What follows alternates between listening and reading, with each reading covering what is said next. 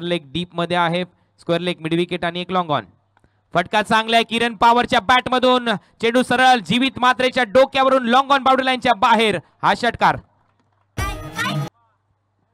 पुन्हा एकदा गोलंदाज तयार होतोय. Over the wicket. फुलर लेनचा बॉल होता, फक्त ढकलून दिलाय शॉट कव्हरच्या दिशेने. एक सिंगल इथे कंप्लीट करतोय किरण पवार. अशा पद्धतीने एक रन मिळेल. बॉल शिल्लक. पुन्हा एकदा फुलर लेनचा बॉल एक्स्ट्रा कव्हरला, खूप चांगला कव्हर ड्राईव्ह इथे पेश केला किरणने. एक रन कंप्लीट करतो किरण. सेकंड रन साठी चान्स घेतलाय आणि यशस्वीरित्या दुसरी रन देखील पूर्ण केली जाईल आणि 2 सज्ज होतोय स्ट्रायकिंग एंडला. किरण पवारच्या बॅट मधून यावेळेला ओव्हर पिच बॉलवर अतिशय चांगला फटका, लॉंग ऑन बाउंड्री लाईनच्या बाहेर. हा पहिला षटकार. 22 धावा. NMPL मध्ये देखील त्यांच्या माध्यमातून ज्या पद्धतीने ऑर्केस्ट्रा सादर केला होता, यावेळेला हुक स्ट्रोक आणि तिथले प्रेक्षक सांगतायत चेंडू सीमा पार